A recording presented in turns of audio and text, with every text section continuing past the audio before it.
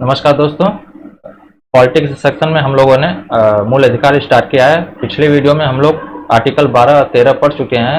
अब हम लोग मूल अधिकार का जो हमारा पहला अधिकार हमें मिला है, जो समानता का अधिकार है, उसके बारे में पढ़ेंगे तथा इसी वीडियो के इसी सेक्शन में हम लोग आज जो आरक्षण के मुद्दे चल रहे हैं या फिर जो आरक्षण है कब से स्टार्ट हुआ था, आरक्षण का क्या क्या प्रभाव है, सब कुछ हम लोग अच्छे तरीके से देखेंगे। आपको इस लेक्चर को पढ़ने के बाद पीटी मेंस के किसी भी क्वेश्चन आप छोड़ नहीं पाएंगे, क्योंकि हम पूरी डिटेल से आपको पढ़ाएंगे। आपको एनसीईआरटी या बुक्स किसी भी चीज की जरूरत नहीं पड़ेगी। हम लोग देखते हैं आज समानता का अधिकार स्टार्ट करते हैं हम लोग।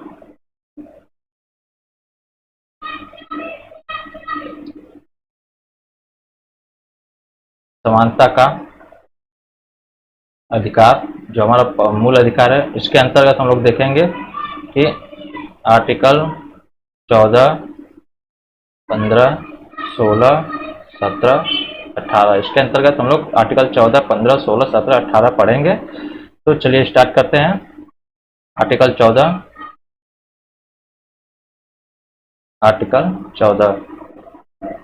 यह आर्टिकल 14 क्या बोलता है और आर्टिकल 14 का तात्पर्य क्या है? भारत में प्रत्येक व्यक्ति, चाहे वह भारत का नागरिक हो, चाहे वह विदेशी नागरिक हो, भारत में प्रत्येक व्यक्ति, चाहे वो भारतीय नागरिक हो चाहे विदेशी नागरिक हो, दो चीजें बोली गई है। भारत में प्रत्येक व्यक्ति को दो अधिकार प्राप्त होंगे। पहला, विधि या कानून के समक्ष समानता प्राप्त होगी। दूसरा जो बोला गया है, विधियों कानूनों का समान संरक्षण प्राप्त होगा। विधि और कानून का समान संरक्षण प्राप्त होगा, विधि कानून के समक्ष समानता प्राप्त होगी। तो ये दो अधिकार भारत में प्रत्येक व्यक्ति को दिया गया है, चाहे वो नागरिक हो या विदेशी नागरिक हो, दोनों लोग को दिया गया है। हम लोग देखते हैं ये जो पहला है, विधि या कानून के समक्ष समानता प्राप्त होगी, इसे हमारे संविधान निर्माताओं ने ब्रिटेन से लिया था। ब्रिटेन में ही डार्सी ने समानता, विधि और कानून के समक्ष प्रत्येक व्यक्ति समान होंगे, ऐसा अवधारणा दिया था। इसीलिए हमारे संविधान निर्माताओं ने इसे ब्रिटेन से लिया है। ये जो दूसरा है, विधि और कानूनों का समान संरक्षण प्राप्त होगा, इसे अमेरिका से लिया गया है। अब हम लोग एक एक करके ये जो दोनों हैं, इन दोनों को एक एक करके अच्छे तरीके से पढ़ते हैं, ताकि हमारा पीपी और मेंस का कोई भी क्वेश्चन मिस ना हो पाए। तो देखते हैं हम लोग। जो था, विधि कानून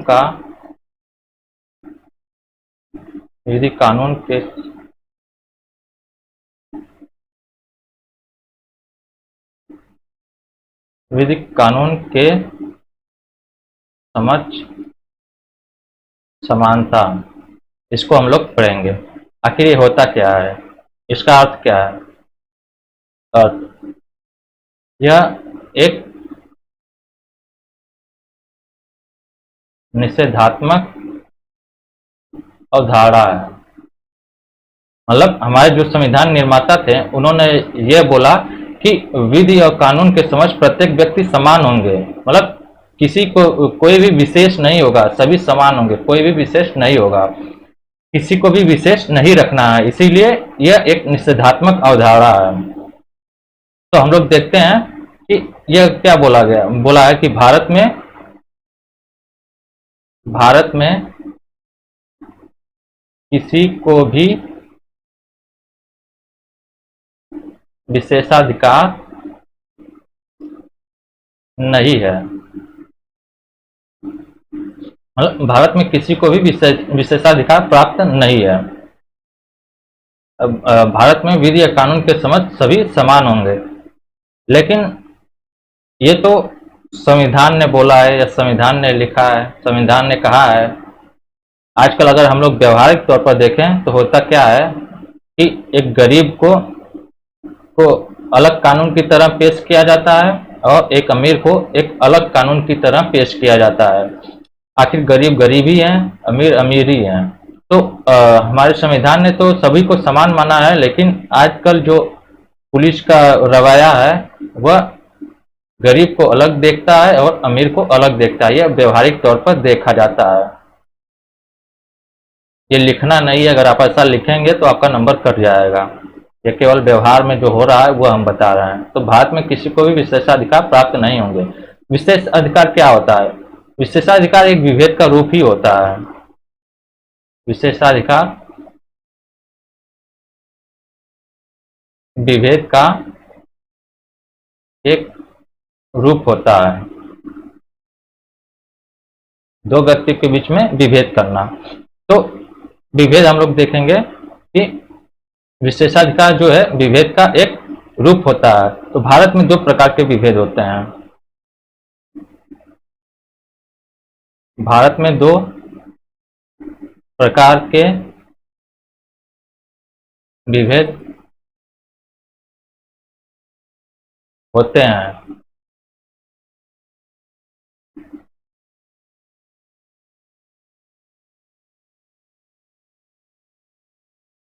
तो हम लोग देखेंगे पहला जो विभेद है वह जो सबल है, मतलब मजबूत है, सबल के पक्ष में विभेद। दूसरा हम लोग देखेंगे निर्बल के पक्ष में विभेद। सबल के पक्ष में विभेद जो आधुनिक जो समाज है, आधुनिक लोकतांत्रिक समाज है, उसमें ऐसा नहीं होता। हालांकि व्यवहार में तो होता है। अब पुलिस का क्या है, पुलिस ये जो अमीर को अमीर की तरह लेती है, गरीब को गरीब की तरह पेश करती है। तो ये क्या है, विभेद का ही एक रूप है। तो व्यवहार में ऐसा है। लेकिन अगर हम लोग आधुनिक जो आधुनिक लोकतांत्रिक समाज, अगर हम लोग को किसी क्वेश्चन का आंसर लिखना होगा तो हम ऐसा डायरेक्ट नहीं लिख सकते हैं। उसके हिसाब से क्या होगा कि हमें ये बोला जाएगा, या जो क्वेश्चन जो को वहाँ पर चेक होगा, आंसर चेक होगा, तो वहाँ पर जो चेक करने वाले रहेंगे वो ये बोलेंगे कि इसने डायरेक्ट अपने जो लोकतंत्र को उसने मानने से इनकार कर दिया, अपने संविधान को मानने से इनकार कर दिया। इसीलिए हम लोग को ऐसे नहीं लिखना है। तो हम लोग चलते हैं सबल के पक्ष में विभेद। ये आधुनिक लोकतांत्रिक समाजों में नहीं पाया जाता है। आधुनिक लोकतांत्रिक आधुनिक लोकतांत्रिक समाज में नहीं पाया जाता है। प्राचीन भारत में यह सब पाया जाता था। प्राचीन भारतीय समाज में पाया जाता था। पाया जाता था। कैसे पाया जाता था? हम लोग देखते हैं कि वर्ण व्यवस्था जब स्टार्ट हुआ था तो उसमें शूद्र वगैरह का जो फार्मूला था वह क्या था, एक सबल के पक्ष में विभेद ही था। और उसके बाद फिर हम लोग देखते हैं जो स्त्रियां थीं, इन्हें स्त्रियां जो थी प्राचीन समाज, प्राचीन भारतीय समाज में इन्हें जो पुरुष थे उनके अगर उनके कंपैरिजन से देखा जाए तो जो ये स्त्रियां थीं इनको निर्बल बनाया गया था। तो पुरुष यहाँ पे क्या थे, सबल थे। पुरुष सबल थे। स्त्रियों को हमेशा अपना जो घूंघट है उसको ढक कर रखना था। इन्हें किसी यज्ञ वगैरह में कोई अनुमति नहीं थी। तो इस तरह हम देखते हैं कि उस समय क्या थे, पुरुष सबल थे। तो पुरुष को एक विशेषाधिकार दिया गया था ना। वर्ण व्यवस्था के अंतर्गत भी ऐसे ही कुछ लोगों को विशेषाधिकार दिया गया था ना।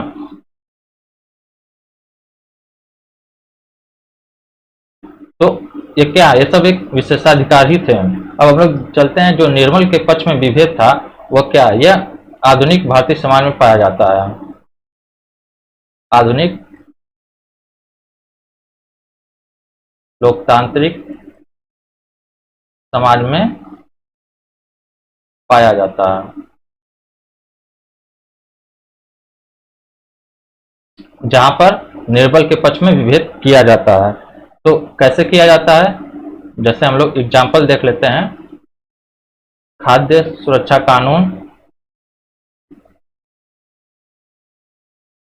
खाद्य सुरक्षा कानून, आयकर कानून।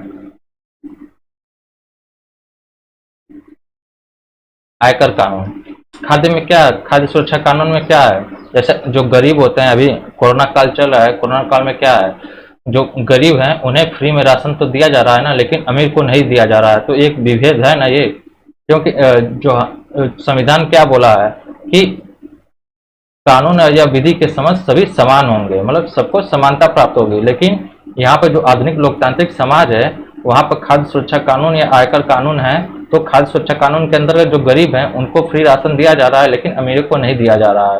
तो कोई यह नहीं बोल सकता है कि हमें भी चाहिए, या कोई जाकर कहीं पर केस नहीं कर सकता है।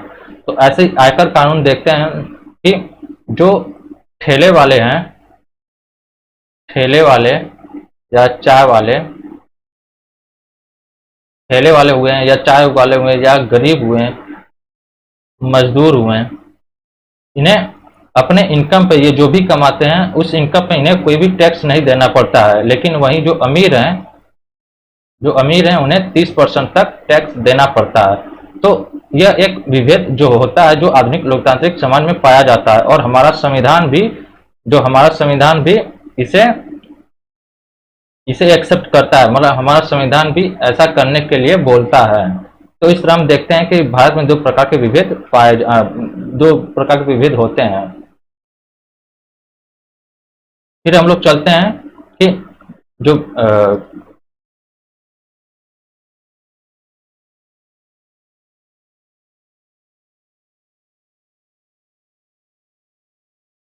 जो पहला है, विधि या कानून के समक्ष समानता प्राप्त होगी, इसके अंतर्गत कुछ अपवाद भी हैं। कुछ अपवाद को हम लोग पढ़ते हैं। पीटी में यह क्वेश्चन डायरेक्ट कभी कभी पूछ लिया जाता है, तो इसलिए अपवाद हम लोग देख लेते हैं। अपवाद क्या क्या है। पहला अपवाद है 361। पहला आर्टिकल 361, इसमें क्या बोला गया है, राष्ट्रपति या राज्यपाल, जो राष्ट्रपति हैं या राज्यपाल हैं, राष्ट्रपति या राज्यपाल, इन्हें अपने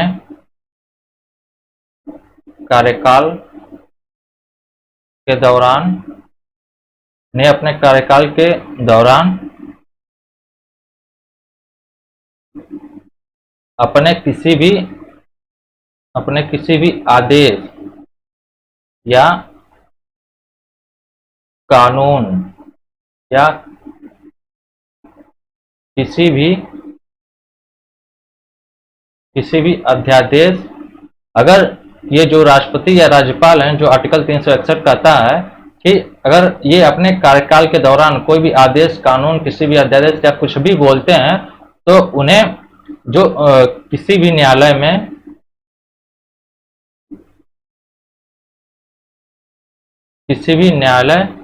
में इन पर दंडात्मक कार्रवाई नहीं की जा सकती है। इन पर किसी भी न्यायालय में दंडात्मक कार्रवाई नहीं की जा सकती है, ना ही उसको, उस प्रक्रिया को प्रारंभ किया जा सकता है। तो पहला अपवाद ये हम लोग देखें। दूसरा अपवाद हम लोग देखते हैं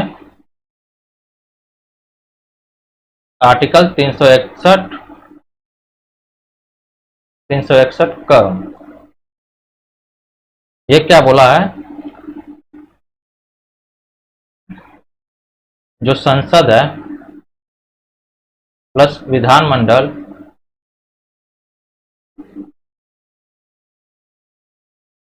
इसके किसी भी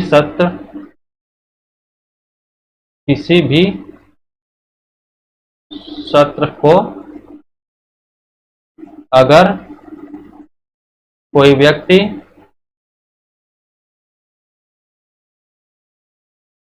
समाचार पत्रों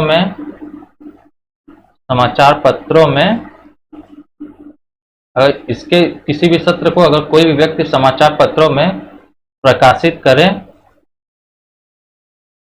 जो कार्रवाई वहां पे चलती है, तो उसे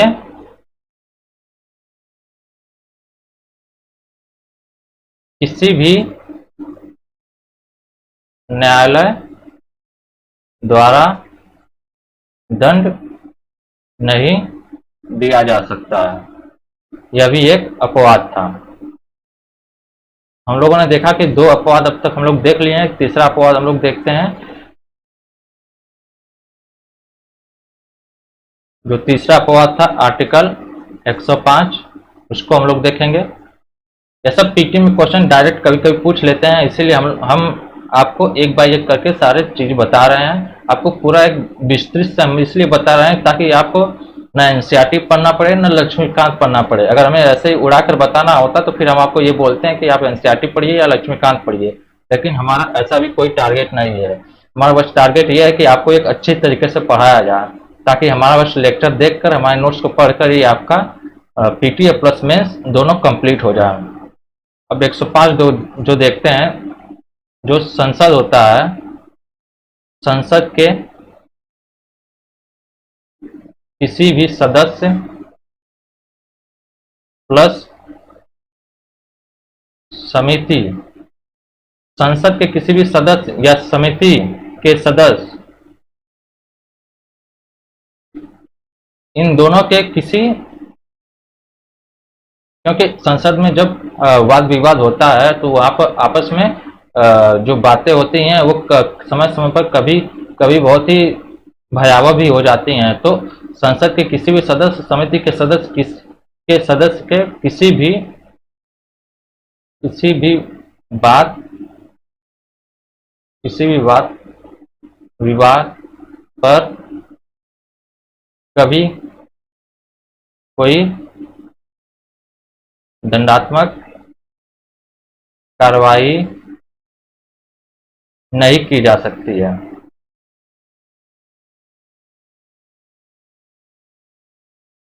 हम लोगों ने 3 अपवाद देखा। जो चौथा अपवाद है आर्टिकल 194। आर्टिकल 105 में संसद को दिया गया है, यहाँ पर जो राज्य के विधानमंडल हैं, विधानमंडल प्लस उनकी समितियां हैं, उनकी समितियां इन सदस्यों के किसी भी वाद विवाद पर कभी कोई दंडात्मक कार्रवाई नहीं की जा सकती है। तो हम लोगों ने 4 देखा, एक और देखते हैं, और वो है बहुत ही इंपॉर्टेंट है, 5वां आर्टिकल 31 ग।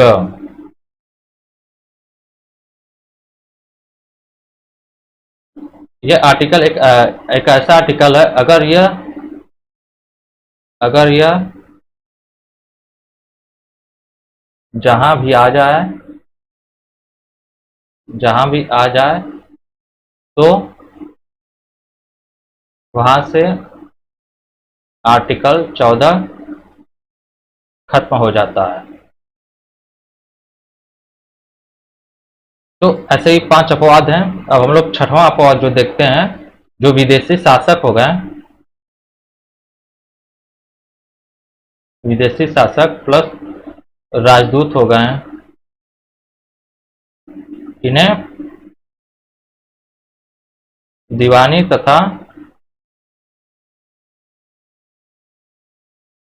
फौजदारी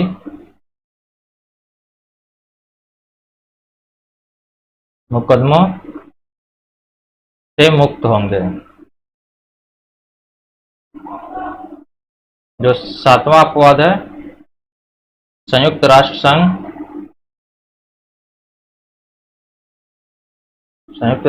संघ प्लस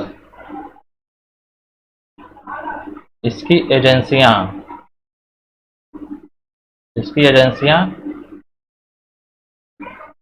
को भी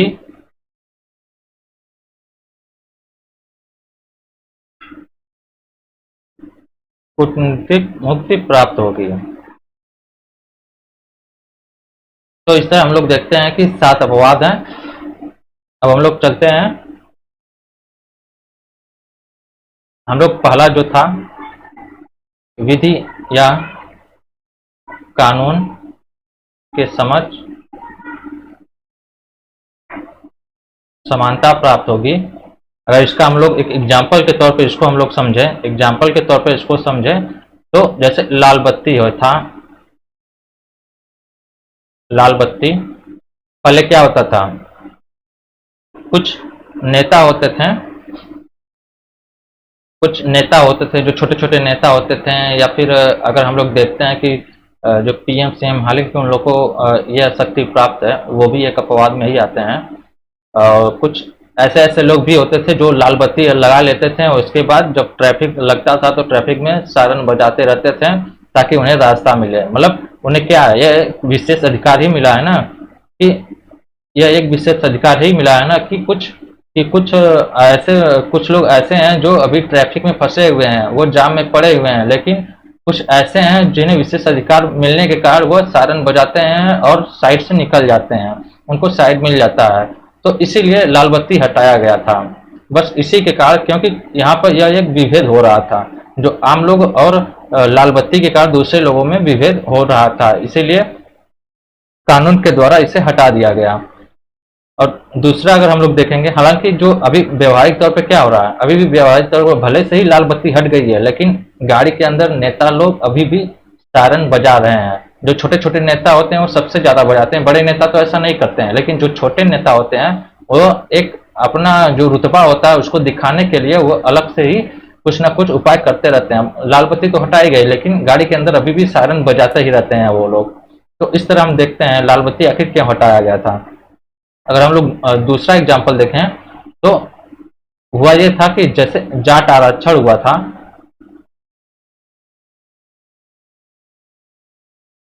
ये जो जाट आरक्षण था ये क्या था कि मनमोहन सिंह जब थे, मनमोहन सिंह ने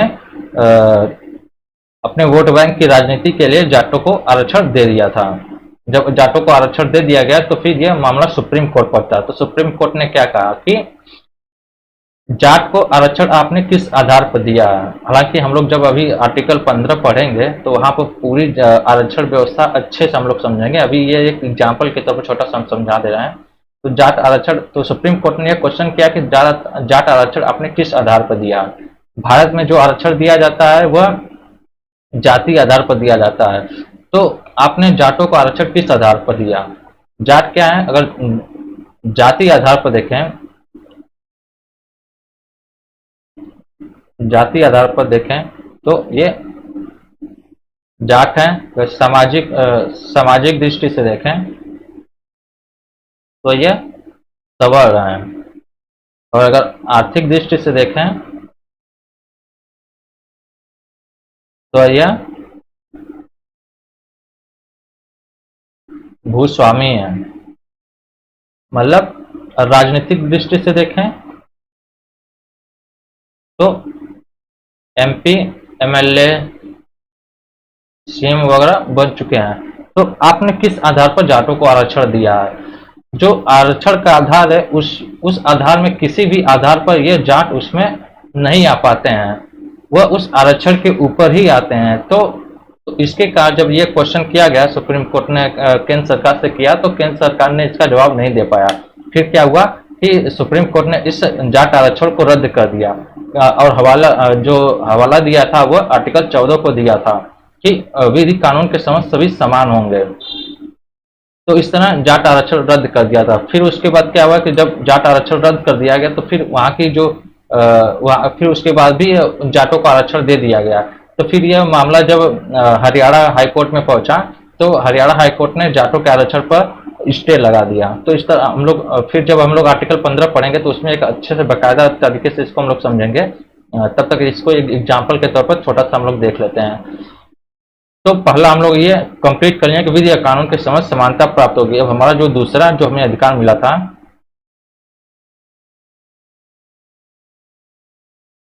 विधियों कानूनों का समान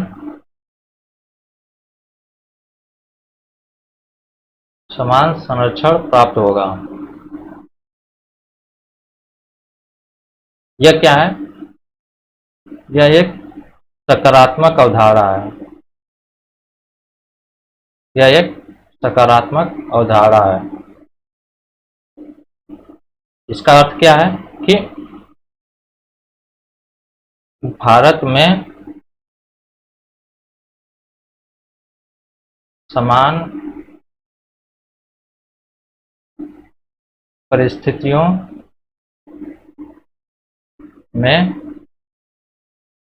समान व्यवहार किया जाएगा, मतलब विधियों और कानूनों का समान व्यवहार किया जाएगा, या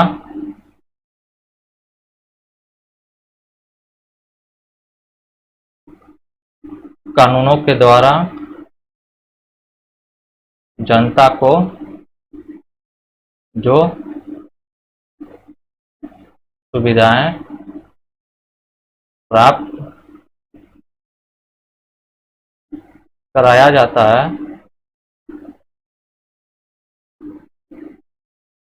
वह वो समान परिस्थितियों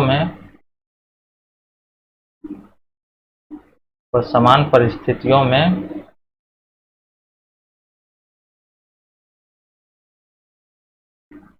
सभी को समान रूप से दिए जाएंगे। तो ये आर्टिकल एक सकारात्मक अवधारणा है। हम लोग जब इसको हम एग्जाम्पल से आपको समझाएंगे तो एक अच्छे तरीके से ये समझ में आ जाएगा। ऐसे तो अभी आपको काफी थोड़ा सा टफ लग रहा होगा, सॉरी। अभी हम इसको समझाएंगे तो काफी अच्छे तरीके से आप समझ जाएंगे। क्या इसमें बोला गया है? भारत में समान परिस्थितियों में समान व्यवहार किया जाएगा, या कानूनों के द्वारा जनता को जो भी सुविधाएं प्राप्त कराया जाता है वो समान परिस्थितियों में सभी को समान रूप से दिए जाएंगे।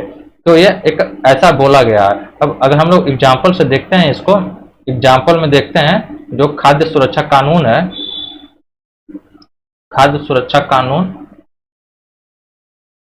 आरक्षण, ये दो बातें हम लोग लेकर चलेंगे। तो क्या है, जैसे एग्जाम्पल में क्या था, खाद्य सुरक्षा कानून,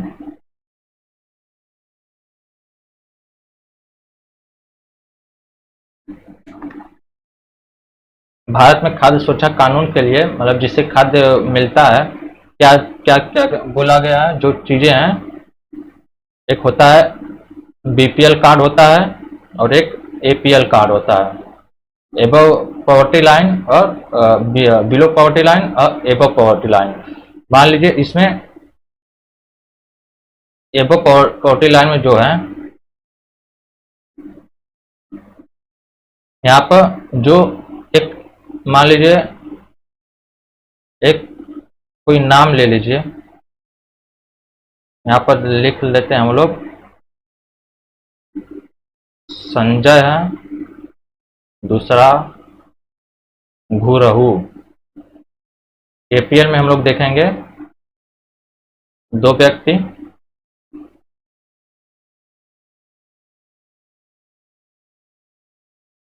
क्या नाम लिया जाए?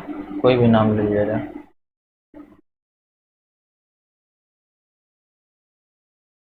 क्या नाम लिया जाए? समझ में नहीं आ रहा क्या नाम दिया। संजय हो गए, घुरहू हो गए, मनोज हो गए, सरोज हो गए। तो मान लीजिए एग्जाम्पल के तौर पर बीपीएल में दो व्यक्ति हैं, संजय घुरहू। एपीएल में दो व्यक्ति हैं, मनोज सरोज। अब क्या है, ये जो संजय है, मान लीजिए इनको हम लोग ए मान लेते हैं, इनको बी मान लेते हैं, इनको पी मान लेते हैं, इनको क्यू मान लेते हैं। तो ये जो संजय है ये एक एक आम गरीब है, एक आम गरीब इंसान है। जो संजय है ये एक आम गरीब इंसान है। और ये घुरहू जो है ये मान लीजिए किसी मंत्री के संबंधित है, किसी मंत्री के खास हैं, किसी मंत्री के खास हैं। तो ए और बी क्या हुए, संजय उग्रोह क्या हुए हैं। हालांकि जो हमारा जो कानून है, जो बीपीएल कार्ड है, उसके अंतर्गत दोनों सेम है। मतलब संजय जो है आम गरीब इंसान है और गुरु जो है किसी मंत्री के खास हैं। तो ये निजी तौर पर किसी मंत्री के खास है, लेकिन जो कानून है, कानून के हिसाब से यह दोनों लोग एक समान परिस्थिति में है। मतलब बिलो पॉवर्टी लाइन है, मतलब दोनों लोग गरीब हैं, कानून इन दोनों को गरीब मानेगा। तो ऐसे में क्या होगा कि जो जो खाद्य होगा उसका जब वितरण किया जाएगा तो इन दोनों लोगों को बराबर दिया जाएगा। लेकिन अब एपीएल में क्या है कि मान लीजिए यह एक आम इंसान है। मान लीजिए सरोज एक आम इंसान है और यह एक पीएम के करीबी है। यह एक पीएम के करीबी है। तो अब ऐसे केस में क्या होगा कि अब यहाँ पर एपीएल दोनों क्या है, कानूनी तौर पर दोनों क्या है, एपीएल है, अब पॉवर्टी लाइन है। तो यहाँ पर क्या है, दोनों सेम है, दोनों समान है। मतलब कानून के नजरिए से दोनों समान है। यह एक आम इंसान है या पीएम के करीबी, भले से ये निजी तौर पर पीएम के करीबी हैं, लेकिन यह दोनों कानूनी तौर पर समान है। तो इस तरह हम जो देखेंगे, ये जो बीपीएल हो गया, एपीएल हो गया, ये जो है वह पी के समान नहीं है, पी के समान नहीं है। ए प्लस बी दोनों समान है। तो इस तरह हम देखते हैं, आखिर जो कानून विधि या कानून का समान संरक्षण में जो हम बोला गया था कि जो समान परिस्थिति, ये दोनों क्या है, अब दोनों समान परिस्थिति में है। जो संजय और गुरु है, ये दोनों समान परिस्थिति में होगा। तो जब खाद्य सुरक्षा कानून, जब खाद्य वितरण किया जाएगा तो इन दोनों को समान परिस्थिति में समान व्यवहार इन दोनों से किया जाएगा। भले से वही वो किसी मंत्री के खास भी क्यों ना हो, लेकिन वो उनके पास अगर बीपीएल कार्ड है तो इन दोनों लोगों को समान, चूंकि दोनों लोग समान परिस्थिति में है, इसलिए दोनों लोगों को समान राशन समान राशन दिया जाएगा।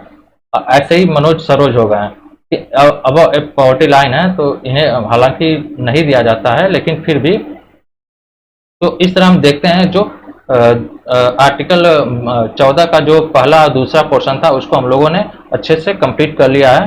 अब जो एक इसमें एग्जांपल और था, दूसरा एग्जांपल जो था आरक्षण, दूसरा आरक्षण,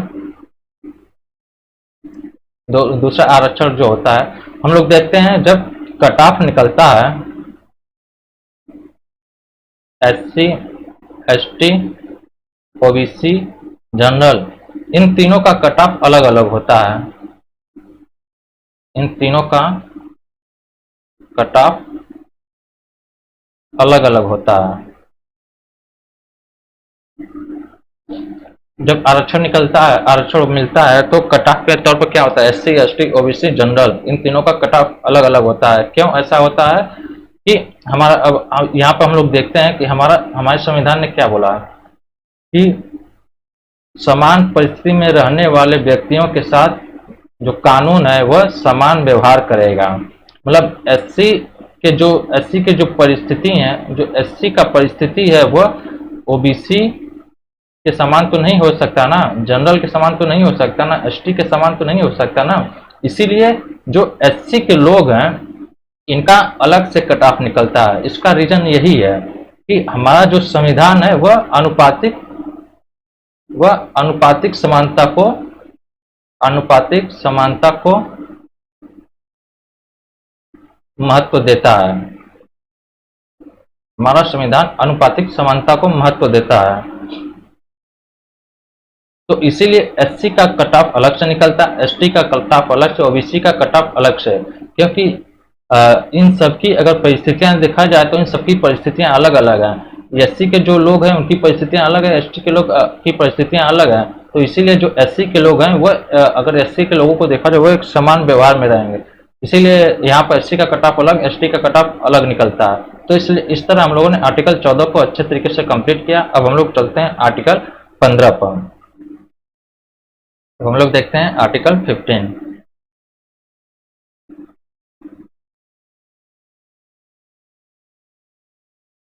आर्टिकल 15। लेकिन इसके पहले हम लोग कुछ आर्टिकल 14 से भी संबंधित कुछ चीज़ें देख लेते हैं, जिसे मैंने बताना भूल गया था। तो वो हम देख लेते हैं कि आखिर आनुपातिक समानता क्यों बोला गया है। आनुपातिक समानता आखिर होता क्या है, अगर इसको हम आपको समझाना चाहें आनुपातिक समानता, तो मान लीजिए कोई व्यक्ति ए है, कोई व्यक्ति ए है, वह 100 रुपये उसको दिया जा रहा है, उसको 100 रुपये दिया जा रहा है और उससे ये बोला जा रहा है कि इसे 5 लोगों में बांटना है, 5 लोगों में बांटना है। तो अब ये क्या करेगा कि अनुपातिक समानता के हिसाब से वो क्या करेगा कि वो देखेगा, जैसे 5 लोग हुए हैं,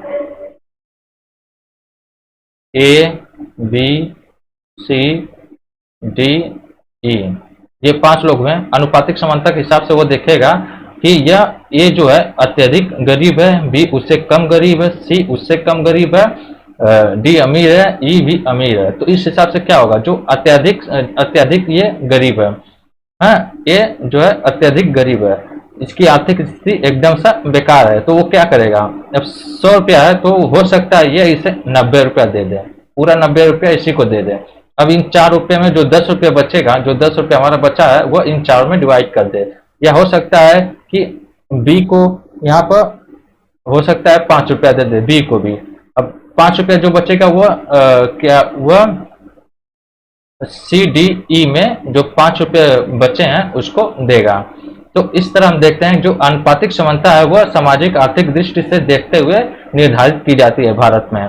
लेकिन अगर यही पूर्ण समानता होती, अगर यही पूर्ण समानता होता, तो ऐसी स्थिति में क्या होता, यह जो ए बी सी है, इनको भी 20 रुपये देता, इनको भी 20 रुपये देता, इनको भी 20 रुपये देता, इनको भी 20 देता, इनको भी 20 देता। मतलब पूर्ण समानता की दृष्टि में क्या होता, पांचों को बराबर देना पड़ता। लेकिन जो अनुपातिक समानता है तो सामाजिक आर्थिक उसकी स्थितियां देखेगा, फिर उसके बाद उसको डिस्ट्रीब्यूट करेगा। तो इस तरह आप लोग समझ चुके होंगे कि अनुपातिक समानता होता क्या है। अब हम लोग चलते हैं आर्टिकल 15। इसमें क्या बोला गया है, जो राज्य है वह राज्य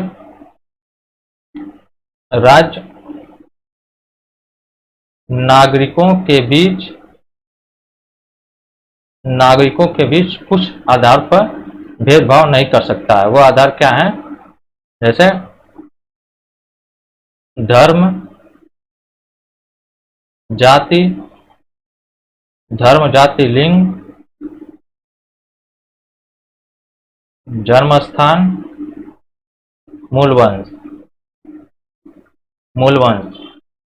इन आधार पर भेदभाव नहीं कर सकता है। मतलब धर्म के आधार पर आपसे भेदभाव नहीं किया जा सकता है। धर्म के आधार पर मतलब कोई हिंदू है या कोई मुसलमान है, आपके कोई केस हुआ तो आप जाएं, अगर केस को दर्ज करवाने जाए पुलिस स्टेशन में, क्योंकि पुलिस भी एक राज्य माना जाएगा, तो इस तरह वो भेदभाव नहीं कर सकता है। अगर आपका केस स्ट्रांग है तो उसे लेना ही पड़ेगा। अब जाति है, किसी जाति के हिसाब, किसी जाति को देखकर उसके साथ भेदभाव नहीं किया जा सकता है कि आप चमार हैं, आप पासी हैं, आप खट्टिक हैं, या फिर आप स्वर हैं, या फिर आप शुद्ध या कुछ भी हो, आप ब्राह्मण हैं, ठाकुर हैं, ऐसा इस आधार पर भेदभाव भारत में नहीं हो सकता है। लिंग के आधार पर भेदभाव नहीं किया जा सकता है कि आप फीमेल हैं या मेल हैं। जन्म स्थान के आधार पर नहीं भेदभाव किया जा सकता कि आपका जन्म कहाँ हुआ है। तो इस तरह देखते हैं जो राज्य है, आर्टिकल 15 में क्या बोला गया, राज्य नागरिकों के बीच इन आधारों पर भेदभाव नहीं कर सकता है। लेकिन इसमें कुछ अपवाद भी दिए गया है, आर्टिकल 15 में कुछ अपवाद भी दिए गए हैं। वह अपवाद क्या है, पहला कि महिलाएं, बच्चे, अनुसूचित जाति,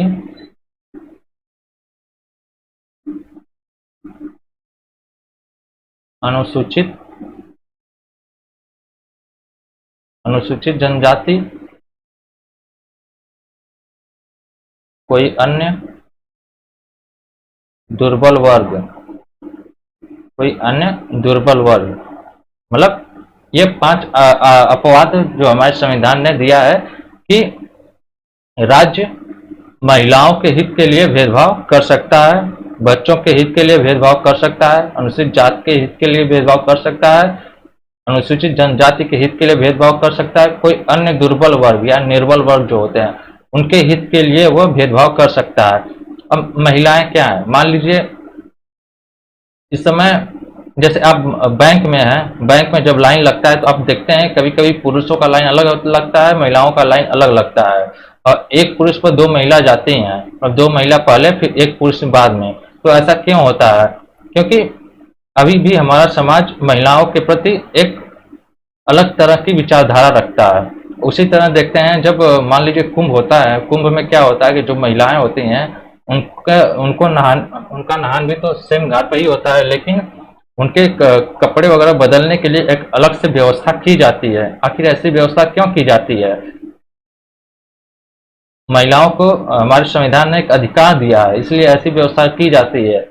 अब बच्चे हो गए तो बच्चों को भी अच्छी शिक्षा मिले। अब बच्चे क्या हैं,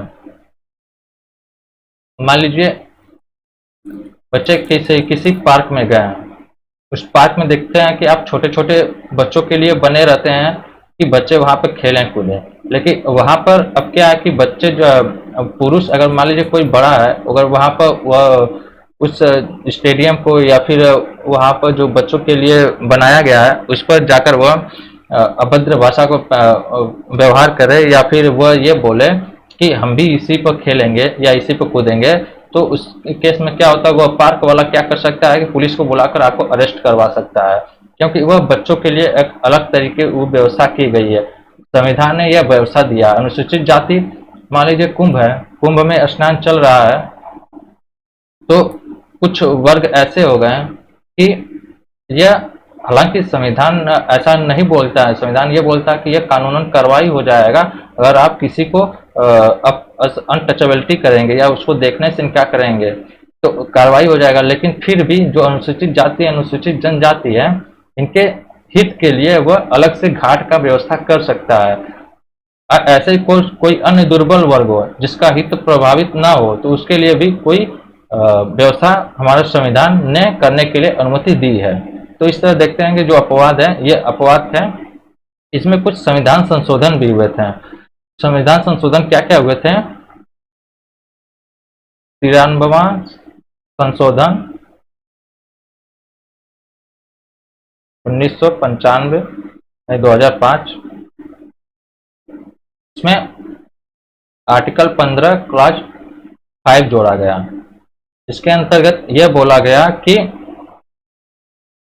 जो राज्य है वह, अब यहीं से आरक्षण का मुद्दा स्टार्ट होगा जो लास्ट तक जाएगा। राज्य पिछड़े वर्ग के हित, राज्य पिछड़े वर्ग के हित के लिए शैक्षिक संस्थानों में विशेष प्रावधान कर सकता है। राज्य पिछड़े वर्ग के हित के लिए शैक्षिक संस्थानों में विशेष प्रावधान कर सकता है। यह प्रावधान निजी शिक्षा संस्थान जो हैं, निजी शिक्षा संस्थान वहां भी लागू होगी, लेकिन जो अल्पसंख्यक हो गए, अल्पसंख्यक शिक्षा संस्थान यहाँ पर यह लागू नहीं होगा। तो इस तरह हम देखते हैं। फिर अब इसके लिए क्या हुआ कि संसद ने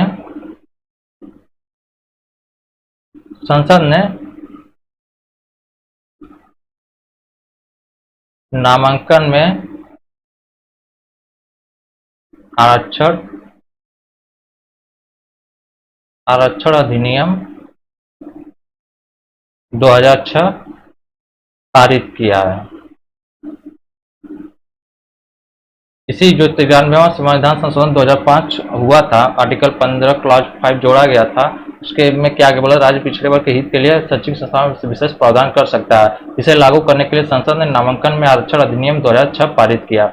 उस हिसाब से क्या किया इन्होंने कि 27% ओबीसी को आरक्षण दे दिया गया। मतलब भारत सरकार के जितने भी उच्च शिक्षा संस्थान होंगे वहां पर ओबीसी को 27% आरक्षण दिया जाएगा।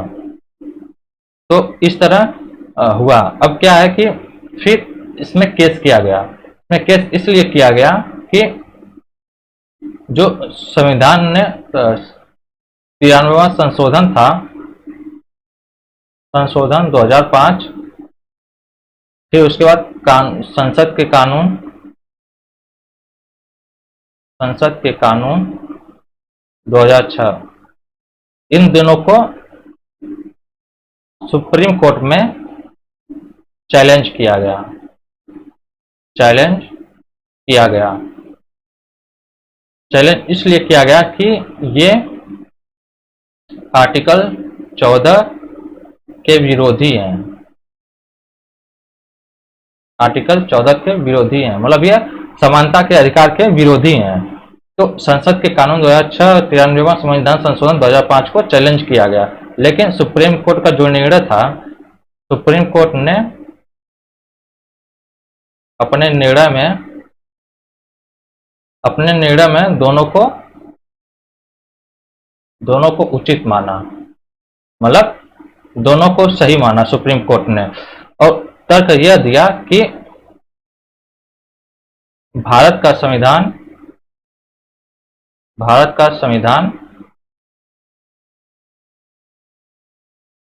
अनुपातिक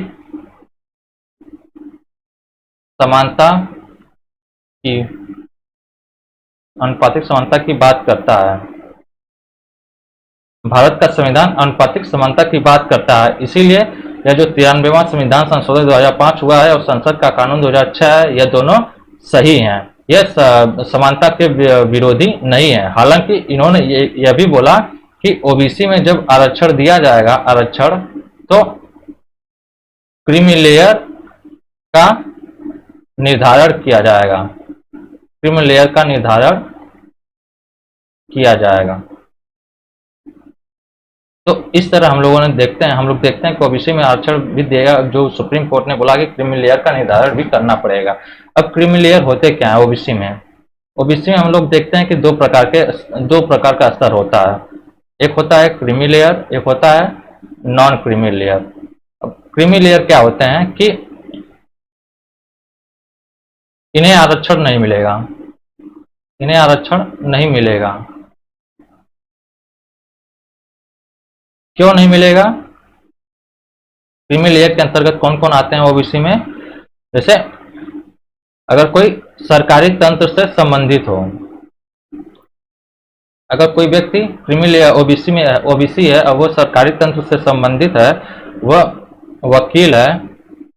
वकील है, इंजीनियर है, डॉक्टर है, तो यह क्रीमी लेयर के अंतर्गत आएंगे। अगर कोई व्यक्ति व्यापार करता है, वाणिज्य का उसका है,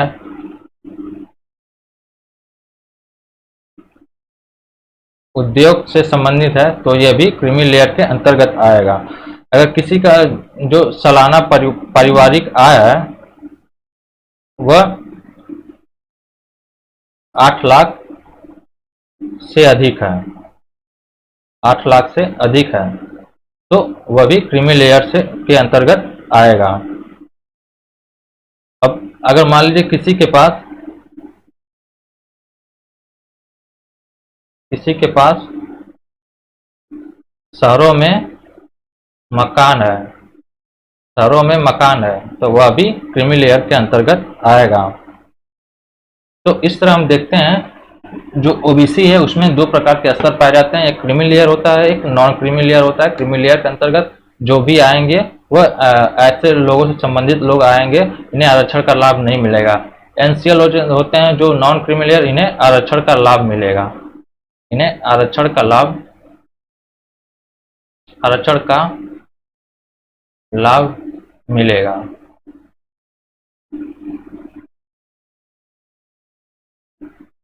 भारत सरकार ने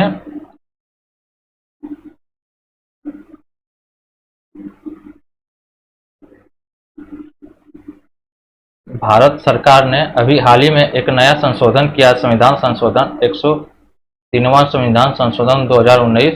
उसके अंतर्गत भारत सरकार ने क्या किया है कि जो आर्थिक रूप से कमजोर हैं, एक नई श्रेणी बनाई है, आर्थिक रूप से कमजोर वर्ग, मतलब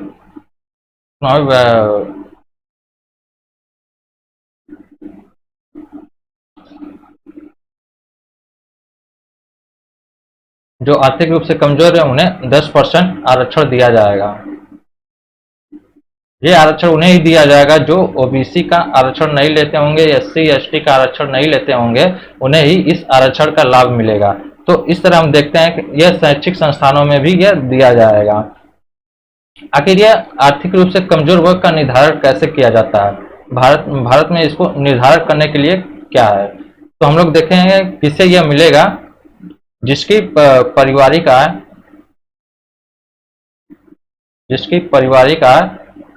6 लाख से कम हो, उसको यह मिलेगा। किसे नहीं मिलेगा?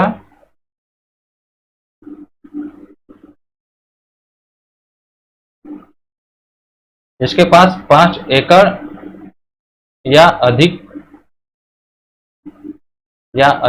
जमीन हो, जिसके पास 5 एकड़ या अधिक जमीन या कृषि भूमि हो उसे नहीं मिलेगा। जिसके पास 1000 फीट से बड़ा कोई आवासीय घर हो, या फिर 100 गज का कोई भूखंड हो किसी नगर पालिका नगर पंचायत में, तो उसे भी इस 10% आरक्षण का लाभ नहीं मिलेगा। तो इस तरह हम लोग देखते हैं कि आर्टिकल 15 में आखिर जो कुछ जो अपवाद हैं और उसके बाद जो कुछ केसेज हुए हैं वो हम लोग देखें। तो इस तरह हम लोगों ने सभी कुछ देखा। अब हम लोग चलते हैं आर्टिकल 16 पर।